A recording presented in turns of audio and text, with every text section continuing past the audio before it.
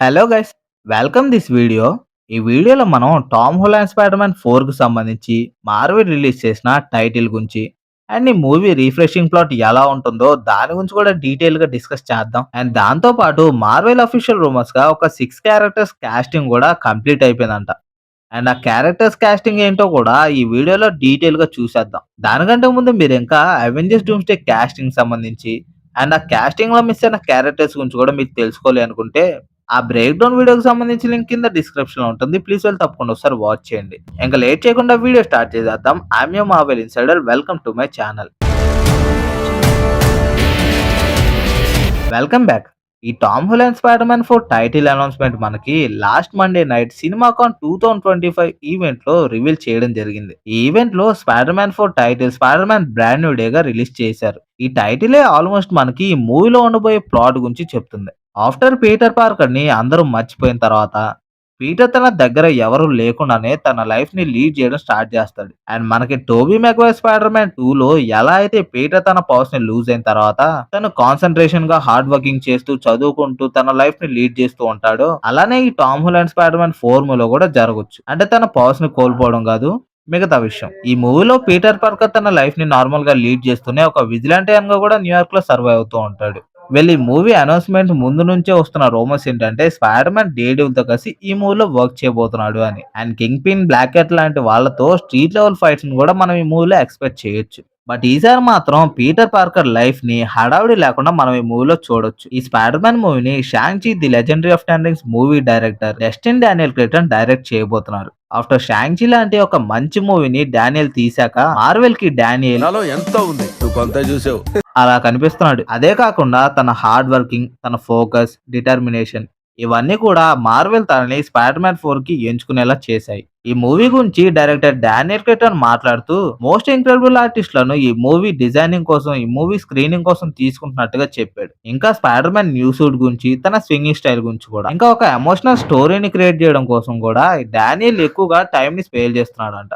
ఈ మూవీలో కాస్టింగ్ విషయం ఏమో గానీ ఖచ్చితంగా ఒక ఎమోషనల్ డ్రామాని మనం చూడొచ్చు. ఈ Spiderman 4 brand new day మనకి కామిక్స్ నుంచి తీసుకోబడింది. కామిక్స్ లో Spiderman brand new day comics line. ఈ కామిక్ స్టోరీ లైన్ లో పీటర్ పార్కర్ స్పైడర్ మ్యాన్ అని తెలిసిన తర్వాత తన యూనివర్స్ మొత్తం కూడా అప్ సైడ్ డౌన్ లాగా అయిపోతుంది. అప్పుడు పీటర్ పార్కర్ తన పాస్ట్ ని వన్ మోర్ డే గా పక్కన పెట్టేసి ఒక బ్రాండ్ న్యూ డే ని స్టార్ట్ చేస్తాడు. ఈ బ్రాండ్ న్యూ డే లో పీటర్ కి కొత్త ఫ్రెండ్స్ తగులుతారు అండ్ తన లైఫ్ ని కూడా కొత్తగా బ్రాండ్ న్యూ గా స్టార్ట్ చేస్తాడు. బట్ ఈ స్టోరీలో director spider man venom bonding గురించి మాత్రం ఏం రివీల్ చేయలేదు, ఎక్స్ప్లెయిన్ చేయలేదు. ఇలా అవుతున్నప్పటికీ మనకి మార్వెల్ అఫీషియల్ రూమర్స్ గా ఈ స్పైడర్ మ్యాన్ 4 మూవీలో ఒక 6 క్యారెక్టర్ కాస్టింగ్ ని రివీల్ చేస్తూ రూమర్స్ అయితే స్ట్రాంగ్ గా వస్తున్నాయి.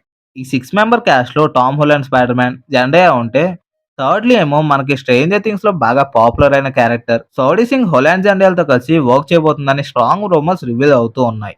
ఈ సౌడీ సింగ్ యొక్క పూర్తి క్యారెక్టర్ ఏంటి అనేది సోనీ ఇంకా రివీల్ చేయలేదు, కానీ మార్వెల్ హైయెస్ట్ రూమర్స్ ని బట్టి చూస్తే ఈమె ఖచ్చితంగా జీన్ గ్రే అయి ఉండొచ్చు, లేదా నిజమైన మేరీ జేన్ వాట్సన్ యొక్క లింక్ అయిన క్యారెక్టర్ అయి ఉండొచ్చు. ఇంకా 4 బ్లాక్ క్యాట్.